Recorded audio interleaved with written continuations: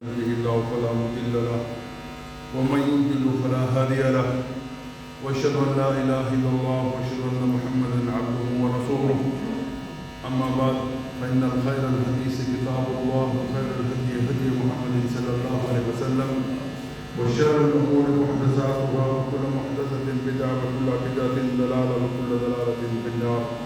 اعوذ بالله من الشيطان الرجيم. ولا تسجدوا إلى الذين ظلموا فتمسهم النار وما لهم من دون الله من أولياء ثم لا تنصرون. رب اشرح لي صدري ويسر لي أمري واحلل عقدة من لساني يفقهوا قولي. اللهم أرنا الحق حقا وارزقنا اتباعه وأرنا الباطل باطلا وارزقنا اجتنابه. آمين يا رب العالمين. اللہ سبحانہ و تعالی سورہ ہود کے اندر ارشاد فرماتے ہیں، اور تم نہ جھکو ان لوگوں کی طرف جنہوں نے ظلم کیا، اور نہ چھوئے گی مگر ان کو آگ، اور ان کا کوئی بھی ولی نہیں ہوگا اللہ کے علاوہ، اور ان کی کبھی بھی نصرت نہیں کی جائے گی۔ یہ آیت ان لوگوں کے بارے میں اللہ سبحانہ و تعالی نے نازل فرمائی ہے کہ جنہوں نے اللہ سبحانہ و تعالیٰ کے احکامات کو چھوڑ دیا اور وہ ظالم ہو گئے، اور ظلم کی وجہ سے کہا کہ ان کو نہ آگ کے اندر ڈالا جائے گا، اور ان کا کبھی بھی کوئی بندہ بھی ان کا دوست نہ ہوگا، اور نہ ان کی کبھی مدد کی جائے گی۔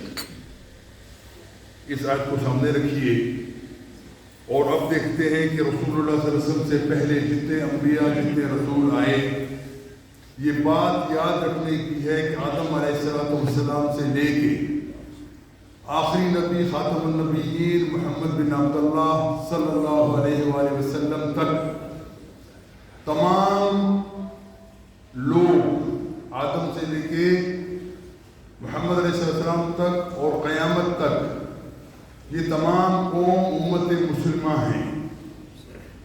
وَسَمَّاكُمُ الْمُسْلِمِينَ مِن قَبْلُ وَفِي هَذَا، اللہ تعالیٰ فرماتے ہیں کہ تمہارا نام میں نے مسلم رکھا ہے، اس سے پہلے بھی اور اب بھی۔ آدم بھی مسلم تھے، نوح بھی مسلم تھے، ابراہیم بھی مسلم تھے، موسیٰ بھی مسلم تھے، عیسیٰ بھی مسلم تھے۔ اور یاد رکھیے کہ ہر مسلمان کے لیے لازم ہے کہ وہ ان تمام نبیوں کے اوپر ایمان لائے، جیسا ایمان لانے کا حق ہے۔ کوئی شخص اس وقت تک مسلمان نہیں ہو سکتا جب تک وہ ان تمام نبیوں کے اوپر اور ان کی نازل شدہ کتابوں کے اوپر ایمان نہ لائے، مسلمان ہو ہی نہیں سکتا۔ وہ کتابیں کون سی ہیں؟ حضرت داؤد علیہ السلام نازل ہونے والی کتاب زبور ہے، اس کے بعد حضرت عیسیٰ علیہ السلام، حضرت موسیٰ علیہ السلام جو بنی اسرائیل کے جد امجد سمجھ لیجئے موسیٰ ہیں، ان کے اوپر نازل ہونے والی کتاب توریت ہے، اور اس کے بعد اللہ کے رسول صلی اللہ علیہ وسلم کے اوپر نازل ہونے والی آخری کتاب قرآن کے نام سے دنیا جانتی ہے۔ لیکن اس سے پہلے کی شریعتیں منسوخ ہو گئی، اس سے پہلے کی رسالت منسوخ ہو گئی جب اللہ کے رسول دنیا کے اندر تشریف لے آئے۔ اب کوئی شخص کسی شریعت کو لے کر ایمان لانا ایک علیحدہ چیز ہے، لیکن اس کو عمل پیرا ہونا یہ اس سے بالکل مختلف چیز ہے۔ ہم یہ مانتے ہیں کہ اللہ کے رسول اس سے پہلے جو گزرے ہیں ان کو جو کتابیں نازل ہوئی ہیں وہ اللہ کی طرف سے کتابیں تھیں، ہدایت نامہ تھا، اس کے اندر اللہ کے رسول صلی اللہ علیہ وسلم جتنے بھی تھے، اس سے پہلے جتنے انبیاء گزرے، سب کو اللہ تعالیٰ نے نوع انسانیت کی دعوت کے لیے، ان کی تربیت کے لیے ایک پروگرام دیا تھا۔ لیکن جس وقت فائنل پروگرام آ گیا وہ تمام شریعتیں منسوخ ہو گئی۔ اور دوسری بات یاد رکھیے کہ اس سے پہلے جتنی بھی کتابیں تھیں وہ اپنے اپنے گروہ کی طرف تھی، اپنے اپنے لوگوں کی طرف تھی، اپنے اپنے علاقے اور قبیلے کی طرف وہ کتابیں آیا کرتی تھیں۔ لیکن رسول اللہ صلی اللہ علیہ وسلم کی مقصد جو بتایا گیا بعثت کا کہ وہ رحمت للعالمین ہیں، ان کو تمام نوع انسانیت کی رحمت کے لیے اللہ سبحانہ تعالیٰ نے فرستادہ کیا۔ اس سے پہلے جتنے بھی نبی تھے اور رسول تھے وہ اپنے اپنے علاقوں کی طرف آئے، اپنے لوگوں کی طرف آئے، اور جیسے ہی اللہ کے رسول کی نبوت کا آغاز ہوتا ہے، اعلان ہوتا ہے، وہ تمام شریعتیں منسوخ ہو گئیں۔ یاد رکھیے ایک مرتبہ رسول اکرم صلی اللہ علیہ وسلم اپنی صحابہ کے ساتھ بیٹھے تھے، تشریف فرما تھے. حضرت ابوبکر صدیق رضی اللہ تعالی عنہ نے دیکھا کہ حضرت عمر کے ہاتھ میں کچھ اوراق ہیں. اللہ کے رسول کو معلوم ہوا کہ یہ اوراق توریت کے ہیں. اللہ کے رسول کے چہرہ مبارک متغیر ہو گیا، غصے کے آثار نظر آئے.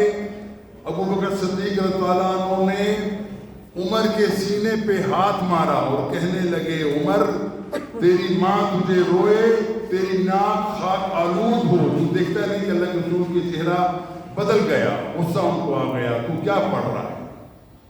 اس کے بعد اللہ کے رسول نے فرمایا، اے لوگوں یاد رکھو، اگر آج موسیٰ بھی آ جائیں، موسیٰ کون؟ کلیم اللہ، اللہ تعالیٰ کے پیارے حبیب، اللہ تعالیٰ کے محبوب رسول ہیں، اللہ تعالیٰ کے اپوائنٹڈ رسول تھے. اللہ نے فرمایا اگر وہ بھی آ جائیں، ان کی بھی بخشش کے لیے کوئی اور راستہ نہیں ہے سوائے اس کے کہ وہ میری اتباع کریں.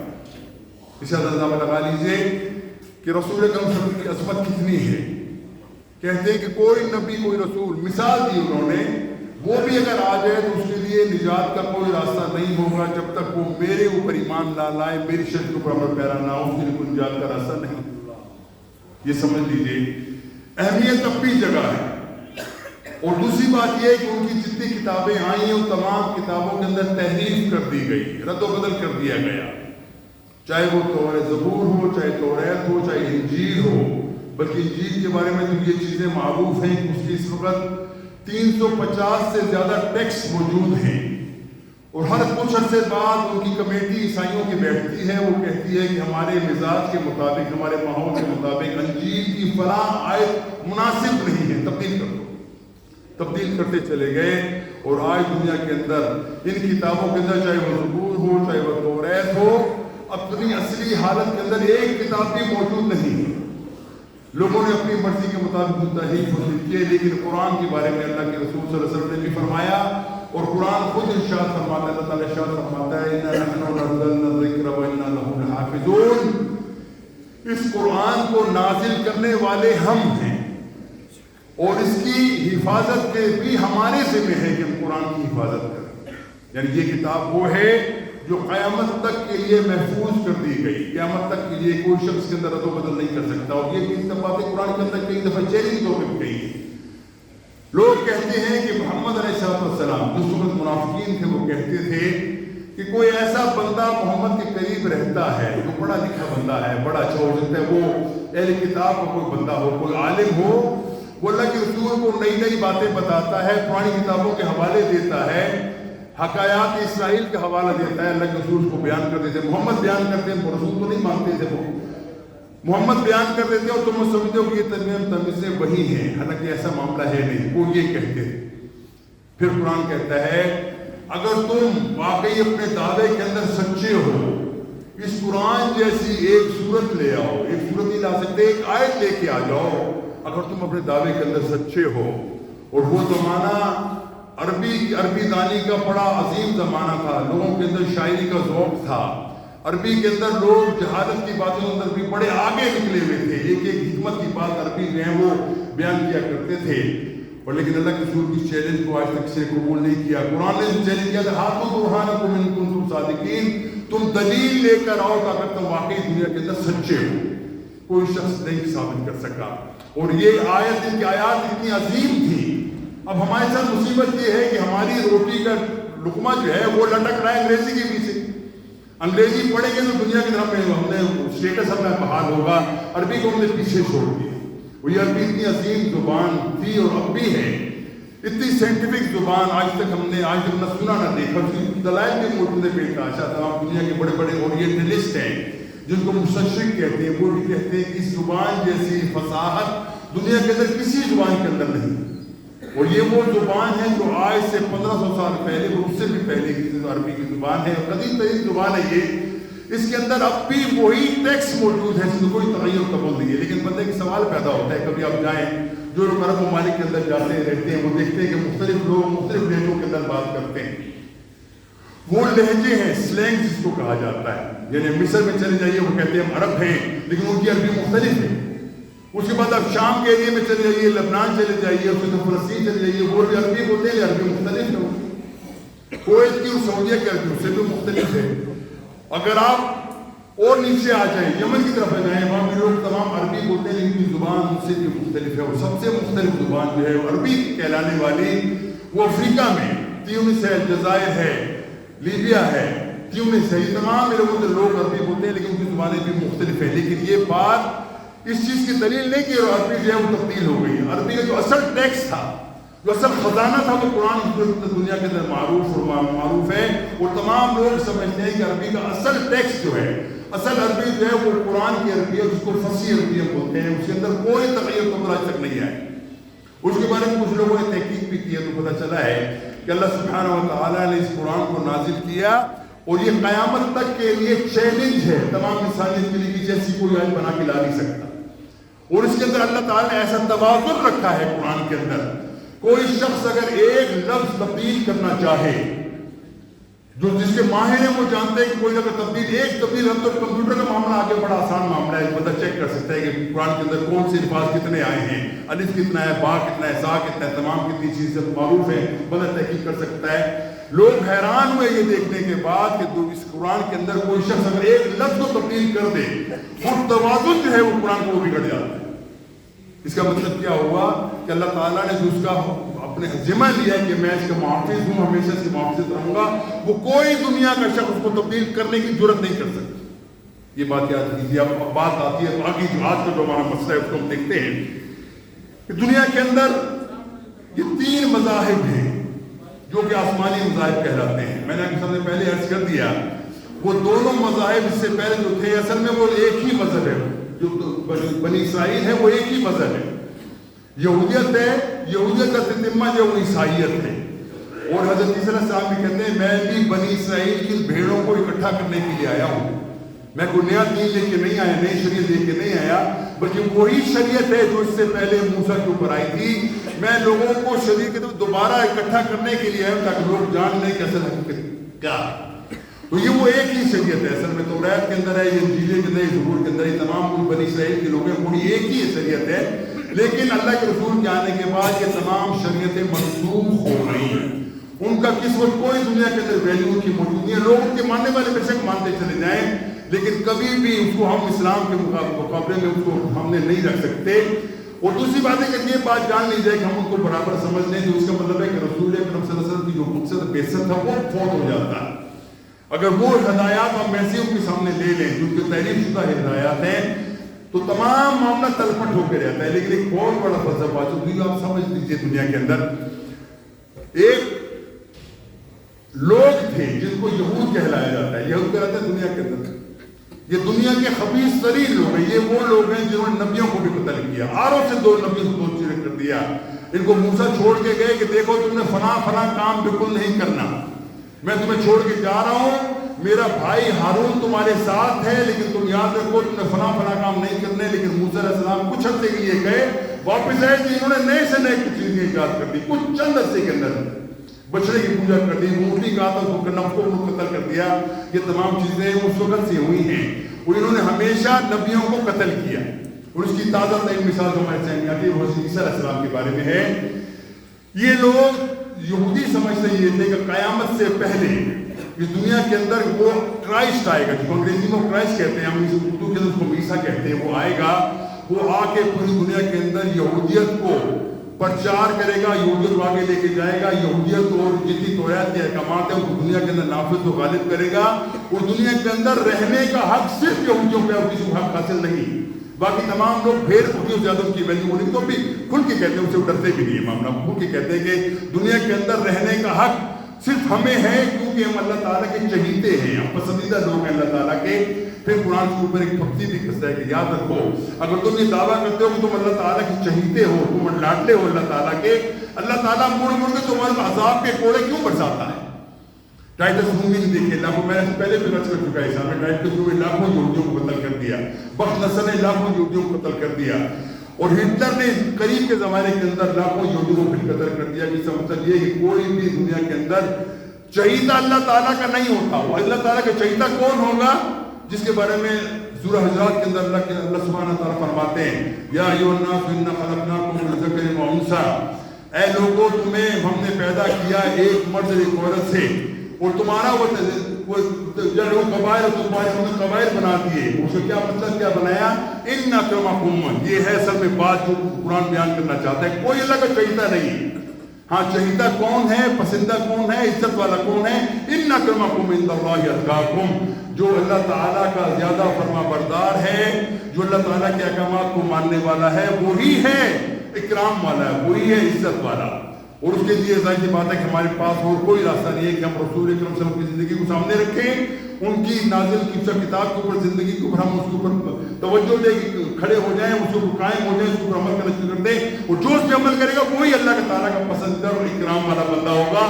اور دنیا کے اندر کسی کو عزت حاصل نہیں، کیونکہ ہم ہندوؤں کے قریب رہتے ہیں، تو ہندوؤں کے اندر ہندوؤں سے وہ اثر ہمارے نزدیک بہت پہنچا ہے کہ ہمارے اندر ذات پات کی تقسیم بہت زیادہ پائی جاتی ہے۔ اور ہمارے ایک مشہور ہے کہ یہ سید صاحب ہیں، یہ قریشی صاحب ہیں، بڑے اونچے خاندان کے، اس کے مقابلے میں کوئی بیچارہ اگر کام کرنے والا ہے، کوئی ہاتھ سے کام کرنے والا ہے، کوئی کھیتی باڑی کرنے والا ہے، کوئی اور ایسا کام کرنے والا ہے، دنیا کے اندر معاشرے کو تو رکھنے کے لیے ان لوگوں کی ضرورت ہے، کر دیجیے فلاں بندہ یہ تو کمی ہے، یہ تو تھرڈ کلاس ہے، اب یہ اچھے لوگ نہیں ہیں، یہ تبدیلی ہم نے بنائی ہے۔ کیوں؟ ہم نے یہ تمام چیزیں ہندوؤں سے لی۔ ہندوؤں کے اندر برہمن ہے، اس کے بعد شودر ہے، پھر کشتری ہے، اس کے بعد دیش ہے، پھر شودر ہے، یہ تمام چار چیزیں انسانیت کو تقسیم کی ہندوؤں نے۔ وہ بتایا کہ اللہ تعالیٰ نے ان کا بھگوان جس کو وہ بھگوا کے، تو حقیقت یہ بات یہی ہے، دنیا کا کوئی مذہب بھی ہو وہ ایمان اللہ کے اوپر ہی لاتا ہے، نام اس کا تبدیل کرتے ہیں وہ بے شک۔ وہ مہا بھگوان کے بارے میں کہا جاتا ہے کہ اس نے انسان کو چار چیزوں سے بنایا۔ بھگوان نے اپنے جسم کے چار حصے کیے، جو گردن سے اوپر والا حصہ تھا سب سے اہم ترین مسئلہ، اسے برہمن بنائے، اور یہ حکم لوگ حکمرانی، اس سے نیچے والا پیٹ جو ہے وہ دیش ہے، دیش کا کام کیا ہے کہ غلہ پیدا کرنا، یہ لوگ اللہ تعالیٰ دوسرا کریڈٹ بنا دیا۔ تیسرا کھشتری ہے، جو آپ کی حفاظت کرتے ہیں، آپ کو دشمن سے بچاتا ہے، آپ کے لیے لڑتا ہے، وہ کھشتری ہے۔ اور آخری جو ہے وہ شودر کو بھگوان نے اپنے پیروں سے پیدا کیا۔ یہ وہ بیان کرتے ہیں تمام چیزیں، کہ ان کی فلسفہ ہم اس کو مانتے نہیں ہیں، لیکن یہ حقیقت ہے کہ ہمارے یہاں نہ چاہے ہوئے بھی ہمارے یہاں یہ چیز پائی جاتی ہے کہ فلاں قوم کا بندہ بڑا اچھا ہے۔ اور یاد رکھو، میں ہمیشہ کہا کرتا ہوں، ایک بندہ سید ہے، صحیح النسب ہے، ہم یہ بھی نہیں کہیں کہ جھوٹا ہے، وہ سچا ہے، لیکن اگر وہ دین کے اوپر کاربند نہیں ہے، اس کے مقابلے کے اندر ایک چمار ہے، ایک بیچارہ کام کرنے والا بندہ ہے، اگر وہ اللہ سے ڈرنے والا ہے تو اللہ کو وہ محبوب ہے، اللہ کو وہ محبوب نہیں ہے۔ یہی چیز اللہ کے رسول صلی اللہ علیہ وسلم نے حضرت فاطمہ رضی اللہ تعالیٰ عنہ سے فرمائی تھی، فاطمہ تو اگر میرے سامنے ہے تو یہ نہ سمجھنا کہ تو رسول کی بیٹی، اللہ تعالیٰ تجھے عظمت دے گا، تجھے کو بڑھا کے دے گا، اللہ تعالیٰ تمہیں کبھی بھی معاف نہیں کرے گا، اگر تم نے اگر کوئی غلطی کی اللہ تعالیٰ تمہیں کبھی بھی معاف نہیں کرے گا۔ یہ میں سمجھنا کہ تم رسول کی بیٹی ہو، معاف نہیں ہوگا، تو سزا اگر تم نے غلطی کی اللہ تعالیٰ ضرور تمہیں اس کی سزا دے کے رہے۔ اس سے اندازہ ہوتا ہے کہ دنیا کے اندر عظمت اس کی ہے جو دین کے اوپر عمل پیرا ہوتا ہے۔ تو ابھی مسئلہ جو ہمارے دنیا کے ساتھ بنا ہوا ہے وہ یاد رکھ لیجئے، رسول اللہ صلی اللہ علیہ وسلم کی پوری سیرت کو دیکھ لیجیے، سیرت کو دیکھ لیجیے، ان کی تعلیمات کو دیکھ لیجیے۔ اس وقت وہ قیامت کبریٰ کے علاوہ تمام قیامت کی نشانیاں تقریباً پوری ہوتی ہیں۔ قیامت کبریٰ میں کیا رہ گیا کہ حضرت عیسیٰ علیہ السلام کا نزول ہوتا ہے، حضرت مہدی کا جو ہے وہ ظہور ہوتا ہے، پھر دجال نکلتا ہے، پھر لڑائی ہوتی ہے۔ اصل میں لمبا چوڑا قصہ اس کو میں 4-5 جمعے میں پڑھا چکا ہوں۔ وہ دجال کا معاملہ آنا ہے، یہ آخری تتمہ ہوگا انسانیت کا، لیکن اس سے پہلے کی تمام چیزیں وہ ہمارے معاشرے کے اندر پوری ہوتی ہیں۔ اس لیے ہم سمجھتے ہیں کہ ہر بندے کو اللہ تعالیٰ کی طرف رجوع کرنا چاہیے۔ اور یہ بات رکھ لیجیے، رسول اللہ صلی اللہ علیہ وسلم فرماتے ہیں کہ دنیا کے اندر سب سے بڑا فتنہ جس کے اندر مسلمان مبتلا ہونے کا شدید اندیشہ ہے، جس میں اگر 100 میں سے تقریباً 80 لوگ ہیں وہ اس کے اندر مبتلا ہو جائیں گے، وہ فتنہ مسیح الدجال ہے، وہ دجال کا فتنہ ہے۔ اور دجال کا فتنہ کتنا عظیم فتنہ ہے، کس اندازہ آپ لگا لیجیے کہ وہ ایسی ایسی چیزیں بتائے گا بندے کی عقل کام نہیں کرے گی۔ یہی ہوتا ہے نا، کرامات دکھائی جاتی ہے، فلاں پیر صاحب کی کرامت ہے، ہم مانتے ہیں بڑی بڑی بات۔ تو دجال کے بارے میں جو حدیث کے اندر آتا ہے وہ کہتے ہیں دجال کے پاس اللہ تعالیٰ کی خزانوں کی کنجیاں اس کے پاس ہوں۔ یہ تمام آزمائش کے لیے جب بھی فرمایا ہے مسلمانوں، جب تم دعا مانگتے ہو، نماز مانگتے ہو، نماز کے آخر میں تم ضرور یہ پڑھا کرو، اللہم اعوذ بک من فتنۃ المسیح الدجال، اللہ تعالیٰ میں فتنہ دجال سے معافی مانگتا ہوں۔ اللہ کے رسول فرماتے ہیں مسلمانوں خبردار، یہ اتنا بڑا فتنہ ہے کہ اس سے بچنا نہایت ضروری ہے اور بہت ہی مشکل ہے۔ اس سے ضرور تم بچنے کی کوشش کرو گے فتنے کی دجال کے فتنے سے تم بچ جاؤ. اس کا ہوگا کیا کہ وہ دنیا کے اندر ایسے ایسے شعبے دکھائے گا کہ آپ دنیا عقل حیران رہ جائے گا. اس سمجھے کہ واقعی خدائی کا تو اسے دعویٰ کیا ہے دجال نے, واقعی یہ سچا ہے. ایک بندے کو بلائے گا, اس کے جسم کے 2 ٹکڑے کر دے گا اور پھر وہ حکم دے گا اور دوبارہ وہ بندہ صحیح ہو جائے گا. دنیا کے اندر تمام خزانے جو ہیں, رزق کے جتنے خزانے ہیں اس کو اس کا قبضہ ہوگا. یہ چیز ہمارے اندر موجود ہو چکی ہے اس وقت. اگر دجال کسی ایریا کو نہیں جائے گا وہاں پہ لوگ بھوکے مریں گے, ان کو کچھ نہیں ملے گا. اس کی مثال دی جا سکتی ہے. آج دیکھیے کلٹیویشن ہوتی ہے دنیا کے اندر, زراعت کا معاملہ چلتا ہے. دوسری مثال ہمارے چکن کا معاملہ دیکھ لیجیے. اب وہ چکن جو ہمارے جو فارمنگ چکن آتا ہے اس کے آگے ریپروڈکشن نہیں ہو سکتی. انڈا اس کا ہے, بے شک اس کو مرغے کے ساتھ ملائیے, اس کے انڈے سے بچہ نہیں نکل سکتا جب تک اس کا خاص پروسیس استعمال نہ کیا جائے. اس سے بچہ نہیں نکلتا. جتنے بھی بازار میں انڈا بکتے ہیں آپ, اس کو اگر آپ اس میں رکھ دیں, وہ جو مشین کے اندر رکھیں, کبھی اس سے بچہ نہیں نکلے گا. اس کو بند کر دیا ان لوگوں نے, ٹیکنالوجی لا کے اس کو بند کر دی. اس طریقے سے اب وہ معاملہ نے یہ بھی سٹارٹ کیا ہوا ہے کہ دنیا کے اندر بیج ہم زمین کے اندر بوتے ہیں, اس سے پودا نکلتا ہے, اس سے آگے فصل بنتی ہے. اب وہ ایسا بیج تیار کرنے کی کوشش کی جا رہی ہے جس کو آگے سے ہم ریپروڈکٹ نہیں کر سکیں گے.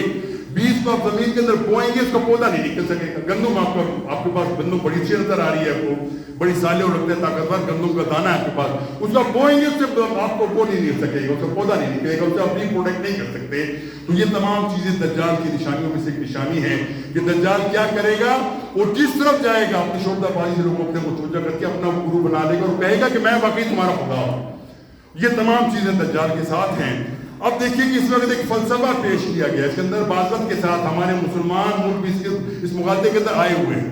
یاد رکھ لیجئے یہود کا سب سے بڑا ہدف کیا ہے, جو میں نے شروع میں بتلایا کہ وہ چاہتا ہے کہ پوری دنیا کے اندر یہودیت کا غلبہ ہو, یہودیت دنیا کے اندر سب سے معروف ہو. باقی تمام لوگ, بلکہ ان کے ایک اسکالر نے ایک بڑی بات عجیب بات کہی کہ کبھی ہمارے پاس جب موقع آیا, ہمارا کرائسٹ جب آیا, اس کو کرائسٹ کہتے ہیں, ہم دجال کہتے ہیں, وہ کرائسٹ کہتے ہیں, وہ جب آیا تو دنیا کے اندر تمام لوگوں کو وہ قتل کر دے گا, یہودیوں کے علاوہ کسی کو نہیں چھوڑے گا, عیسائیوں کو بھی نہیں چھوڑے گا. جیسے ہم طے ہوئے مسلمان یہودیوں کے ہاتھوں, عیسائیوں کے ہاتھوں, ہم ان کو اپنا دوست سمجھتے ہیں, جبکہ قرآن واضح طور پہ کہتا ہے کہ تمہاری دوست ہو ہی نہیں سکتے. لن ترضى عنك اليهود ولا النصارى حتى تتبع ملتهم. اب یہ اندازہ لگائیے, قرآن کہتا ہے کہ تمہارے دوست ہرگز نہیں ہو سکتے, اور ہم کہتے ہیں نہیں جی ہم نے تو ان کے ساتھ چل مل کے چلنا ہے, دنیا کے اندر امن قائم کرنا ہے. امن قائم کیسا ہوگا جب تک اپنے وہ اس کام سے پیچھے نہیں ہٹتے کہ دنیا کے اندر گریٹر اسرائیل بنانے کا ان کا جو پلان ہے اس پر وہ عمل پیرا ہوتے ہیں. اس کے لیے سب سے بڑی رکاوٹ کے سامنے مسلمان ہیں. وہ مسلمان کو کبھی بھی نہیں چھوڑیں گے اپنے پلان کو اپنے لیے. جو لوگ سمجھتے ہیں کہ ہم ان سے دوستی بنا کے, اور پلان کیا رکھا ہوا ہے, عجیب سا پلان دیکھیے, کہتے ہیں کہ ابراہیم علیہ السلام کی اولاد اس کو اکٹھا کر دیا جائے. ابراہیم کی اولاد کون ہے؟ اس کے اندر حضرت اسماعیل علیہ السلام ہے, حضرت اسحاق علیہ السلام ہے, دونوں بھائی ہیں, اور ان کی اولاد سے آگے پہ تمام نبوت بھی چلتی ہے. اس کے اندر, اس اولاد کے اندر بھی, جبکہ عیسائی ہمیشہ کا توریت والے بنی اسرائیل کہتے ہیں کہ یا اللہ ہماری ایک دعا قبول کر لے کہ آخری نبی جو ہے, اور وہ بھی آخری نبی کی تلاش کو, اس کو جو کراچ کہتے ہیں وہ سمجھتے ہیں ہمارا آخری نبی ہے, اور آخری نبی ہماری قوم میں سے آئے, اسحاق کی اولاد میں سے آئے, یعقوب کی اولاد میں سے آئے, جبکہ رسول اکرم صلی اللہ علیہ وسلم کا نسب جو ہے وہ حضرت اسماعیل علیہ السلام سے ملتا ہے. یہ بڑی خوفناک بات ان کے نزدیک آتی ہے کہ یہ کیسے ممکن ہے کہ دنیا کے اندر 1 ارب سے زیادہ لوگ ایسے موجود ہیں جو محمد کو آخری نبی اور رسول مانتے ہیں, وہ اسماعیل کی اولاد میں سے ہیں. یہ بات اب سمجھ لیجیے, آپ کو پتہ چلے گا کہ یہ لوگ جتنا پروگرام بنا رہے ہیں کہ مقصد کیا ان کا کیا ہے کہ ایسا ایک پلیٹ فارم مہیا کر دیا جائے جس کے اندر توریت ہو, انجیل ہو, قرآن ہو, ان سب کو اکٹھا چھاپ دیا جائے. پھر ایسا مرکز بنا لیا جائے اس کے اندر عبادت کی 3 چیزیں اکٹھی کر دی جائیں. اس کے اندر عیسائیوں کا جو کلیسا ہے وہ بھی ہو, چرچ بھی ہو, اس کے اندر یہودیوں کا معبد بھی ہو, اس کے اندر مسجد بھی ہو. ان کو بنا لیا جائے تاکہ لوگ اکٹھے ہو جائیں. یہ اکٹھے ہو نہیں سکتے, ممکن ہے. دوسری بات, تاریخ ذرا غور کر لیجیے. ایک زمانہ تھا یورپ کے اندر, کچھ لوگوں نے اپنی بیداری کی تحریک چلائی جو سربیا کہلاتا ہے یا ہرزگووینا کہلاتا ہے. اس کے اندر بوسنیا کا معاملہ چلا. یو این او نے کیا کیا, اور یاد رکھیے یو این او دنیا کے جتنے عظیم جتنے بھی ادارے ہیں یہ تمام مسلمانوں کے حمایتی قطعی طور پہ نہیں, وہ ثابت ہو گیا. انہوں نے بالکل وہی پلان بنایا جس وقت امریکہ اور یہودی اس وقت مسلمانوں کو ٹریپ کر کے بنانا چاہتے ہیں کہ سب لوگ اکٹھے ہو جاؤ، تمام ہتھیار وغیرہ تلف کر دو. لیکن ہتھیار کون تلف کرے؟ ہم فلسطینی ہتھیار چھوڑ دیں، فلسطینی حماس بھی چھوڑ دے، غزہ کے لوگ وہ بھی ہتھیار کو چھوڑ دیں، ہم آپ کے ساتھ چلیں گے. یہی کام UN نے کروایا تھا بوسنیا کے لوگوں کے بارے میں کہ تم اپنے ہتھیار چھوڑ دو، ہم تمہیں ضمانت دیتے ہیں کہ تمہیں کچھ نہیں کہا جائے. اور جس وقت بوسنیا کے لوگوں نے، ہرگوزینا کے سربیا لوگوں نے، تمام لوگوں نے ہتھیار مسلمانوں نے چھوڑ دیے، اس کے بعد جو ظلم ہوا اس ظلم کی تاریخ میں مثال نہیں ملتی. ہزاروں مسلمانوں کو تہہ تیگ کر دیا گیا، ان کے پاس ہتھیار نہیں تھی، اسلحہ نہیں تھا، خواتین کے ساتھ بے حرمتی کی گئی، ہزاروں خواتین جو ہیں ان حرامیوں کی وجہ سے وہ بچے جنتی رہے. یہ کس کے ساتھ ہوا؟ مسلمان کے ساتھ. کس کی چھتری کو انڈر وہ کیا کہتے ہیں امبریلا کس کا اس کو بھی حصہ پڑتا؟ وہ UN کا. اور UN کے اندر کون لوگ بیٹھے میں دنیا کے اندر 5 سے 7 8 لوگ جن کو ویٹو کا حق حاصل ہے، باقیوں نے استعمال کیا نہ ہو، لیکن امریکہ نے ہمیشہ مسلمانوں کے خلاف کوئی بھی تحریک چلی ہے تو ویٹو کر کے اس کو کنڈیم کر دیا کہ ہم تمہاری بات ماننے کو تیار نہیں. اب ایک طرف سے مسلمانوں کو دھوکہ دیا جاتا ہے کہ ہم تو مسلمانوں انسانوں کو اکٹھا کرنا چاہتے ہیں، مسلمان اس کے باغی بنتے ہیں. اب سوچو اگر ہم یہ چیز یہاں مان لیں کہ فلسطین کے لوگ بھی اپنے اسلحہ چھوڑ دیں، سرنڈر ہو جائیں، مطلب سرنڈر ہوگا اور کوئی وجہ نہیں ہے کہ وہ تمہاری اس کو ماننے کو تیار نہیں ہے تمہاری سوورنٹی کو. اگر تم چھوڑ دے وہ کیا ہوگا؟ پہلے وہ ویسے کہتے بعد میں اعلانیہ طور پہ سب قتل کر دیں. اور دوسری بات ہے کہ ان کم عقلوں کو شرم نہیں آتی، ان کو عقل نہیں آتی. تم جن کو اپنا دوست سمجھتے ہو، جن کے اوپر تم بھروسہ کیے بیٹھے ہو، وہ یہودی ہوں یا عیسائی ہوں، ان کا ہدف کیا ہے؟ اب تو وہ دن بلکہ 4 دن پہلے انہوں نے آیا کہ انہوں نے باقاعدہ پہلے تو اعلان کیا تھا ان کا جو پارلیمنٹ اس کے اوپر نقشہ بنا ہوا تھا یہودیت کا کہ ہماری جو گریٹر اسرائیل کی اس کا نقشہ ہی ہوگا، فلاں فلاں لوگ اس میں علاقے شامل ہوں گے. اب تو اعلان کر دیا اس نے. نیتن یاہو نے اب بھی اعلان کر دیا کہ میں یہ بنا کے رہوں گا. تو ہم امن کہاں سے آ گئے؟ امن آئے گا کہاں سے؟ لوگوں کو سکون کیسے ملے گا جب تم ہماری گردن اتارنے کے لیے معاملات کرنا چاہتے ہو اور سمجھتے ہو کہ ہم امن لے کے آئیں گے دنیا کے اندر؟ ممکن نہیں. وہ گرد صحیح کے لیے اپنی آخری دم تک وہ کوشش کریں گے. یوں سمجھ لیجیے، میں مثال دیتا ہوں، اگر کوئی یہ سمجھ لے کہ ہمارا حرم جو ہے حرم مکی، اس کو اللہ تعالیٰ نہ کرے ایسا، لیکن مثالیں ہوئی اس سے پہلے بھی کئی دفعہ ہوا کہ حضرت اسد وہ بھی وہاں سے فاطمی ایک زمانے میں اٹھا کے لے گئے تھے. اگر اس کو کوئی گرا دے تو مسلمانوں کا ہدف کیا ہوگا؟ کس طریقے سے ہم حرم کو دوبارہ تبدیل، خانہ کعبہ کو دوبارہ تعمیر کر دیں.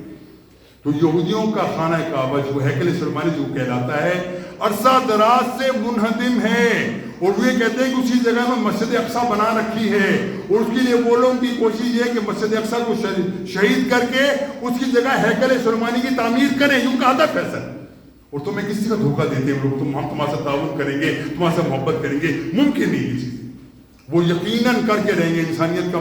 لیکن یاد رکھ لیجئے رسول اکرم صلی اللہ علیہ وسلم کی حدیث کا ہمارے سامنے موجود ہے. ایک وقت ایسا آئے گا جب یہ فتنہ پھیلے گا، دجال کے خروج کا معاملہ قریب ہوگا، مسلمان اور عیسائی مل کے ایک تیسری قوت سے لڑیں گے، اور جس وقت اللہ تعالیٰ ان کو فتح دے گا، وہ یہودی یقیناً ان کی تیسری قوت یہودی ہے، جب ان کو فتح ہوگی تو ایک عیسائی اٹھ کے کھڑا ہے کہ آج صلیب جیت گئی، صلیب پہ جھنڈا بلند ہو گیا.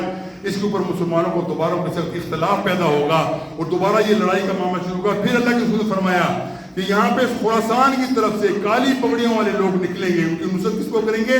وہ چلیں گے مہدی کو لیں گے، مہدی کے ساتھ مل کے وہ دوبارہ آئیں گے، اور اس کے بعد ان کا جھگڑا ہوگا. پھر اسی وقت کے اندر حضرت عیسیٰ علیہ السلام جو دنیا کے اندر موجود نہیں ہے، اللہ تعالیٰ نے کو زندہ آسمانوں پہ اٹھا لیا ہے. اس کے بعد قرآن کے شواہد پہنچ جاتے ہیں. وہ قرآن خود بھی کہتا ہے وما قتلوا وما صلبوه. یا تم کہتے ہو کہ ہم نے عیسیٰ کو قتل کر دیا، اور عیسیٰ یہودیوں میں سمجھ لیجیے جب عیسیٰ علیہ السلام کا معاملہ سامنے آیا، پہلی بات تو انہوں نے مانا یہ بندہ ہے وہ پیغمبر یا رسول ہے ہی نہیں. لیکن جس وقت حضرت مریم علیہ السلام کے اوپر الزام یہودیوں نے لگایا کہ نعوذ باللہ یہ مریم تو بدکار عورت ہے، بغیر شادی کے بغیر مرد کے اس کا بچہ کیسے پیدا ہو گیا، تو مریم بڑی پریشان ہوئی. نیک خاتون ہے، قرآن کہتا ہے کہ انتہائی نیک خاتون ہے، کانت زکیہ، بہت اچھی نیک خاتون تھی. تو اللہ تعالیٰ نے اس کو بتایا کہ مریم تو پریشان نہ ہو، تو بچے سے کہ وہ بتائے گا کہ میں کون ہوں، بچہ بتائے گا اسے. پھر بچے نے کیا کہا؟ وہ عیسیٰ علیہ السلام جو گود میں تھے، بالکل چھوٹے سے بچے تھے، کہہ رہے انی عبداللہ، میرا نام عبداللہ ہے، آتانی الکتاب، اللہ تعالیٰ نے مجھے کتاب دی، وہ جعلنی نبیہ. اس سے بڑا اور ثبوت کیا ہوا؟ چھوٹا سا بچہ جو بھی آنکھیں بھی نہیں کھول پا رہا، وہ اپنی زبان سے کہتا ہے کہ اللہ تعالیٰ نے مجھے نبی بنایا ہے، لیکن انہوں نے کو مانا نہیں. عیسیٰ علیہ السلام بڑے ہوتے ہیں، وہ یہودیوں کا ہدف یہی ہے کہ اس طریقے سے عیسیٰ علیہ السلام کو قتل کر دیا جائے تاکہ ہمارا وہ کرائسٹ ہے جو ہماری یہودیت میں سے آئے گا وہ ہمارے ساتھ چلے۔ انہوں نے اپنے تئی میں سلوک کے پر مسلوب کہتے ہیں وہ ایسے کر کے رکھا، عیسیٰ کو لٹکا دیا، سلب مسلوب کر دیا۔ یہودیوں نے اپنے نزدیک عیسیٰ علیہ السلام کو مسلوب کر دیا، قتل کر دیا۔ قرآن کہتا ہے نہ قتل کیا، ان کو بلکہ شبے میں ڈال دیا۔ اللہ تعالیٰ نے عیسیٰ علیہ السلام کو زندہ سواروں پہ اٹھا لیا۔ اب وہ دوبارہ وہ انتظار میں بیٹھے ہیں، اور یاد رکھو اس کے اندر تینوں چیزوں کا یاد رکھو، تینوں جو آسمانی کتابیں ماننے والے ہیں، یہودی ہیں، عیسائی ہیں، مسلمان، تینوں ہی کسی کے انتظار میں ہیں۔ عجیب بات یہ دیکھیے، یہودی جو ہیں وہ دجال کے انتظار کے، جس کو وہ کرائسٹ کہتے ہیں۔ عیسائی جو ہیں وہ کہتے ہیں کہ عیسیٰ دوبارہ آئیں گے، وہ عیسائیت کو فروغ دیں گے۔ ہم کہتے ہیں نہیں، عیسیٰ آئیں گے لیکن وہ اللہ کی نبی کی حیثیت سے نہیں آئیں گے، بلکہ امت کی حیثیت سے آئیں گے، جس سے ان کا نزول ہوگا دمشق کی ایک مسجد کے اوپر کا نزول، ان کی مینار میں نزول ہوگا، نماز کا وقت ہوگا، لوگ کہیں گے آپ آئیے نماز پڑھائیے، تو حضرت اسلام کہیں گے میں اس قوم کے اندر نماز پڑھانے کا اہل نہیں ہوں، میں اس قوم کی ایک محمدی کی حیثیت سے آیا ہوں، میں مسلمان کی حیثیت سے آیا ہوں، نبی کی حیثیت سے نہیں آیا۔ پھر مہدی آ کے نماز پڑھائیں گے۔ یہ لمبا چوڑا قصہ ہے، اس کے اندر یقیناً بندے کو توجہ تو بندہ اس کو تحقیق کر کے معلومات حاصل کر سکتے ہیں، لیکن یہ حقیقت بات یہ ہے کہ یہ یہودی کبھی بھی آپ کے دوست، یہ جو پلان جو بنائے بیٹھے کہ یہ کریں گے، یہ مسلمانوں کو قتل کرنے کی بہت بڑی سازش ہے، اور جو بندہ بھی اس کے اندر کچھ متعاون ہوگا ان کی بات میں بات ملائے گا، یہ کہے گا یہ بات درست ہے، یہ تمام چیزیں اسلام سے نکلنے والی ہے، کفر ہے، اور کفر بین ہے۔ وہ جو کہتے ہیں کفر مخرج من الملہ ہے، یہ وہ کفر ہے جس سے اسلام دین سے نکل جاتا ہے۔ اور یاد رکھ لیجئے، میں پہلے بھی آپ کے سامنے بیان کر چکا، لیکن اب معاملہ کیوں آگے چڑھ گیا ہے، کوئی بندہ بھی، کوئی بھی مسلمان کسی قسم کا چھوٹا ہو یا بڑا ہو، اگر یہ سمجھتا ہے کہ میں نے اسرائیل کی حکومت کو تسلیم کرنا ہے، یہ کفر ہے، اس کے کفر میں کوئی شک نہیں۔ آپ کو پتا ہے ہمارے یہاں تو اللہ کا فضل ہے کہ ہم کھل کے بات کر سکتے ہیں، حکومت کے خلاف بھی بات کر سکتے ہیں، اس پر حملہ کر سکتے ہیں، لیکن سعودیہ کے اندر، عرب ممالک کے اندر یہ چیز کرنا بہت مشکل ہے۔ لیکن جس وقت یہ معاملہ لوگوں کے سامنے آیا، وہاں بھی علماء نے باقاعدہ فتویٰ دیا کہ جو بندہ بھی یہ ابراہیم ایکارڈ جو بنانا چاہتا ہے کہ وہ ایک ابراہیم علیہ السلام کی تمام اولاد کو اکٹھا کرنا چاہتا ہے، یہ کفر ہے، یہ اسلام کے خلاف جنگ ہے، یہ اللہ کے رسول کی تمام احادیث کو ان کی شریعت کے خلاف جنگ ہے، اس سے باز آ جاؤ۔ لیکن وہ لوگ اپنی چنگل میں پھنسے ہوئے، اور میں ہمیشہ کہا کرتا ہوں بھائیوں، ہمارے نزدیک اللہ کے رسول سے زیادہ اہمیت دنیا کے اندر کس چیز کی ہے؟ ہم اپنی زندگی 1000 مرتبہ قربان کرنے کو تیار ہیں، اللہ کے رسول کی حرمت کے اوپر، ان کی عزت کے اوپر ہم قربان ہونے کو تیار ہیں۔ پھر اللہ کے رسول نے جو بتایا، جو مقامات مکرم ہیں ہمارے دیکھو، مکہ مدینہ کی، مکہ ہو یا مدینہ ہو، اگر آج یہودی اس کے اوپر چڑھائی کر دیں، مسلمان پہلے ان کے نیچے لگے ہوئے ہیں، بچاؤ کون اس کی حفاظت کرے گا؟ کوئی حفاظت کرنے والا نہیں ہے سوائے اللہ کی۔ لیکن مسلمان اتنے کم عقل ہیں، اس کے اندر ہمارے حکومت پہلے تو اور لوگ تھے، اب تو ہماری حکومت کا معاملہ اس میں شامل ہو گیا۔ ہمیں لگتا ہے کہ انہوں نے ان کو گرین سگنل دے دیا کہ ہم تمہارے اس کو قبول کر لیں گے۔ یاد رکھو ہمارے بس میں نہیں ہے، ہمارے ہاتھ میں نہیں ہے کہ ہم ان کی گردنیں پکڑ لیں، لیکن اللہ تعالیٰ سے استجاع ہم ضرور کرتے ہیں، یا اللہ ہمارے پاس وہ طاقت آئے ہم ان کی گردنیں پکڑ کے منع کریں کہ تم ایسا کام نہیں کر سکتے دنیا کے اندر۔ خاص طور پہ مسلمانوں کا ملک، یہ پاکستان اسلام کا قلعہ ہے، یہاں پہ انشاءاللہ ایسے لوگ یقیناً موجود ہیں، تعداد میں کم ہوں گے، کمزور ہوں گے، لیکن اللہ تعالیٰ سے تعلق جوڑ کے اللہ تعالیٰ سے دعا مانگے، یا اللہ اس ذلت سے مسلمانوں کو بچا کے رکھنا۔ اور اس کے اندر جو بندہ بھی عیسائیوں یہودیوں کی حمایت کے اندر جو نکلتا ہے، یہ فلسطین کی حمایت میں نکلتا ہے، اس کو پکڑ لیا جاتا ہے۔ کل بھی بلکہ بتایا لوگوں کو لہو لہان کر دیا گیا۔ جرم کیا ہے؟ فلسطین کا جھنڈا لے کے نکلے تھے وہ۔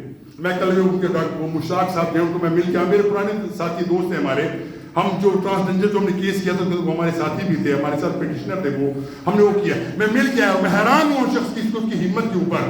کہتے ہیں کہ جب مجھے پکڑا کہنے لگے یہودی عدالتوں نے کہا کہ تمہیں لکھ کے دے دو کہ تم نے غلط کام کیا، وہ تو میں مر تو جاؤں گا، لکھ کے نہیں دیتا۔ اور یاد رکھو یہ زندگی موت اللہ کے ہاتھ میں ہے۔ کوئی بندہ یہ سمجھے کہ میرے قابو میں ہے، میں طاقت میں ہوں، میں سب کر لوں گا، نہیں مار سکتا جب تک اللہ کا حکم نہ ہو۔ اور وہ بندہ وہاں سے آیا، اللہ نے سرخرو کیا، اور اس کا ایمان اس وقت بڑا ہوا ہے۔ میں کل ان کو ملا، رات کو جا کے دیکھا، میں حیران ہوا کہ بندہ کتنا عظیم بات ہے، پہلے بھی عظیم بندہ ہے، اس میں کوئی شک نہیں ہے، لیکن وہ کہتا ہے کہ میرے پاس لے کے آئے، صرف دستخط کر دو کہ تم نے اسرائیلی گورنمنٹ کی قانون کی خلاف ورزی کی، ہم تمہیں چھوڑ دیں گے۔ سوال ہی پیدا نہیں ہوتا، میری گردن حاضر ہے، مجھے مارنا چاہو مار دو، اللہ نے وہاں سے بچا کے اس کو واپس لے آئے۔ بھائیوں یہ چیزیں ہمارے سامنے رکھنی چاہیے کہ ہم کیا کرنا چاہتے ہیں، کہ ہم مسلمانوں کو دوبارہ ذلت و رسوائی کا مقدر بننا ہے۔ ویسے تو مسلمان بیچارے عرصہ دراز سے ترس رہے ہیں، ان کے پاس جگہ ہی نہیں ہے، کسی بندے نے کہا تھا کہ مسلمان تمہارا پاس اتنا بہترین نظام ہے تمہارے پاس قرآن کی صورت کے اندر، اللہ کے رسول کے فرامین کی صورت کے اندر، لیکن اس کو تم نے نافذ کہاں کیا ہے؟ دنیا کے اندر 1 انچ خطہ تمہارے پاس جہاں پہ اللہ کا یہ نظام نافذ قائم ہو، ہم بھولے بیٹھے ہیں سب. جو کام ہمارے ذمہ کرنا چاہیے تو ہم کام کو بھلائے بیٹھے ہیں اور معاملوں کے اندر بڑھے. دیکھو نماز، روزہ، حج، زکوٰۃ یہ ضروری ہے، لیکن یہ تمہیں کس لیے کھڑا کرتا ہے؟ نماز، روزہ، حج، زکوٰۃ تمہیں کھڑا کرتا ہے کہ تم اللہ کی حاکمیت کو دنیا کے اندر قائم کرنے کے لیے محنت کرو، تغدو کرو، اللہ سے نصرت چاہو، اللہ تمہاری مدد کرے. لیکن اس کے ساتھ تمام یہ تو پریشانی والی باتیں سب میں نے آپ کو سنا دی نا، ہر سب کا پریشانی کیا بنے گا کیا بنے گا. لیکن رسول اللہ صلی اللہ علیہ وسلم کی ایک حدیث ہے اور یہ بشرا ہے، یہ خوشخبری ہے، جیسی گڈ نیوز. اللہ کے رسول فرماتے ہیں قیامت سے پہلے یہ جب معاملہ سب ہو جائے گا نا، دجال کا معاملہ ہوگا، عیسیٰ کا معاملہ ہو جائے گا، مہدی کا معاملہ ہو جائے گا، دنیا کے اندر اللہ دین کو غالب ایسے ہی کرے گا جیسے مکہ کے اندر دین غالب ہوا، مدینہ میں جیسے غالب ہوا. اور اسلام ہر گھر میں داخل ہوگا بعز عزیز و بذل ذلیل. جو عزت والا ہے اللہ تعالیٰ گھر کے اندر عزت سے داخل کروائے گا، اور جو ذلت والے اللہ کو ذلیل کر داخل کرے گا. اور دنیا کے اندر وہ عادلانہ نظام قائم قیامت سے پہلے ضرور ہو کے رہے گا. بتایا کس نے؟ صادق المصدوق صلی اللہ علیہ وسلم نے یہ ارشاد فرمایا کہ ایسا ہو کر رہے. لیکن سوال یہ ہے میں اور آپ ہمارا اس کے اندر کیا کردار ہوگا، ہم کتنا آگے چلیں گے اسی معاملے کے اندر؟ جو لشکر نکلیں گے ہمارا اس کا آپ کے کیا تعلق ہوگا؟ ہر بندہ یہ سوچے، اس کو پتہ چل جائے گا کیا کرنا ہے اور کیا نہیں کرنا. یہ اصل میں فکر دعوت کی ہے، اس فکر کو پھیلائیے. اسرائیل کی حکومت کو تسلیم کرنا ایمان کے اوپر کینچی ہے، یہ اس سے بچنا نہایت ضروری ہے. ہر شخص جتنی اس کی قوت ہے، جتنی اس کو طاقت ہے، اور اگر دنیا کے اندر ذلیل ہو کے رہ جائیں گے جو یہ کام کر کے دیکھیں. اللہ تعالیٰ سے دعا بھی مانگتے ہیں اللہ تعالیٰ ہمارے اس برے انجام سے بچا. اور یقیناً ہم سمجھتے ہیں اللہ تعالیٰ سے دعا مانگو گے، اللہ سے مناجات کرو، اللہ تمہاری بات مانے گا بھی، سنے گا بھی، تمہاری نصرت بھی کرے گا. لیکن اس سے پہلے آزمائشیں بہت ہیں. وہ جو بھائی موضوع اتنا لمبا ہوتا ہے کہ بندہ پتہ ہے بیان کرنا چاہتا ہے لیکن نہیں کر سکتا. ابھی بھی ویسے میرے 5-10 منٹ اوپر ہو گئے.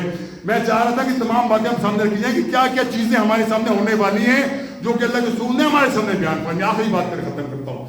اگر مسلمانوں تم درست نہیں ہوگے، اور سب سے بڑے مجرم اس معاملے کے اندر عرب ہیں. اللہ کے رسول فرماتے ہیں جب وقت ایسا آئے گا عرب اپنے دین کو چھوڑ دیں گے. قرآن ان کی زبان میں نازل ہوا، میرے تمام فرامین ان کی زبان کے اندر نازل ہوئے. جب یہ چھوڑ دیں گے ان کے اوپر جب غلغار ہوگی یہ عیسائیوں اور یہودیوں کی. اللہ کے رسول فرماتے ہیں کہ بندے کے اگر 100 بچے ہیں نا تو 99 قتل ہو جائیں گے اس کے اندر، ایک بچے گا اس کا نام. اس سے پہلے کہ تم سنبھلو تمہاری نسلیں مٹا دی جائیں، ایک بچہ بچے 99 قتل ہو جائیں، یہ وقت آ کے رہے گا. لیکن یہ قربانی دینے کے لیے جب تک ہم تیار نہیں ہوتے معاملہ چلنے کا نہیں. اور میں دوسری بات کو بڑی تکلیف والی بات ہے کہ اس وقت امریکہ 2-3-4 طرف سے چالیں چل رہا ہے. ایک طرف سے پاکستان کو گھیرا ہوا انڈیا کی طرف سے دھمکیاں دے رہے ہیں، دوسری طرف سے وہ چاہ رہے بلگرام کے اندر قبضہ کر لے پاکستان کو. پھر اسے آچار دیا کہ تم آؤ تو ہم تمہیں ڈالر دیں گے. بس وہ ڈالر کہہ دیے. پہلے جو 70,000 ہمارے مسلمان شہید کروائے اس جنگ کے اندر جو امریکن جنگ تھی. اب دوبارہ اس جنگ کے اندر ہمیں دوبارہ ملوث کرنا چاہتا ہے کہ تم آؤ افغانستان کے اندر آ جاؤ، لڑائیاں کرو اور طالبان کے ساتھ لڑو. طالبان کون ہے؟ احسان اللہ احسان کون ہے؟ کوئی جانتا ہے اس کو؟ مجرم تھا وہ بہت بڑا.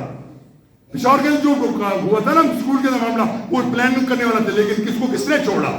ہماری نداروں نے چھوڑا. ان کو قریب بٹھائی کہ بندہ توبہ کر گیا، تو توبہ کرنے سے معاملہ نہیں بنتا. اس کے اوپر گردن کے اوپر خون ہے تو خون کا حساب لیا جائے گا.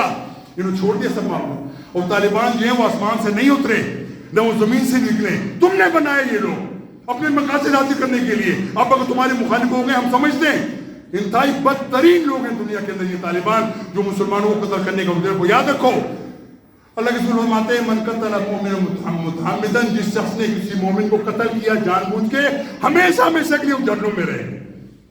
لیکن اس سے پہلے ہمارے بچوں نے قربانیاں دی، ہمارے بزرگوں نے قربانیاں دی، ہماری فوج نے قربانیاں، جو ہمارے بچے نے قربانیاں دی ہیں.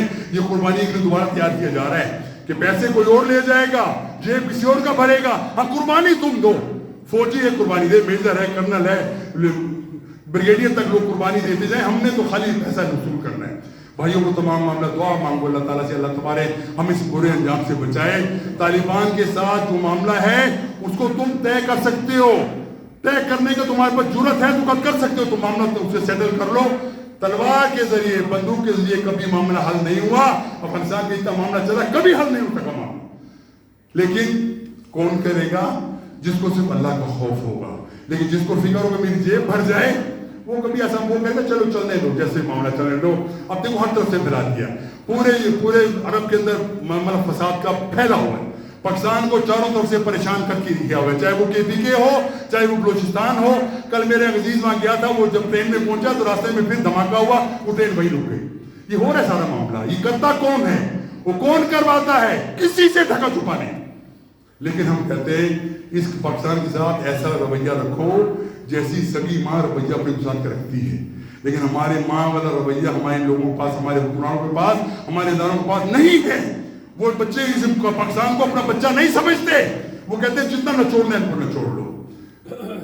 हज़रत मैं मालूम भी चाहता हूँ, मेरे कोई टाइम ज़्यादा हो गया, लेकिन यकीन करो हमारे दिल की आवाज़ है। अल्लाह ताला हमारे दिल की आवाज़ को सुन, हमें मुश्किलात से निकाल, हमारे दुश्मनों को दुनिया के अंदर ज़रूर रुसवा कर दे। हम अपनी तरफ से जितनी हमारी हिम्मत है हम करने को तैयार हैं। लेकिन अल्लाह ताला इस्तिआनत तुझी से मांगते, तू ही करने वाला है, उसके अलावा कोई करने वाला नहीं है। वाखिर दावाना अल्हम्दुलिल्लाह रब्बिल आलमीन।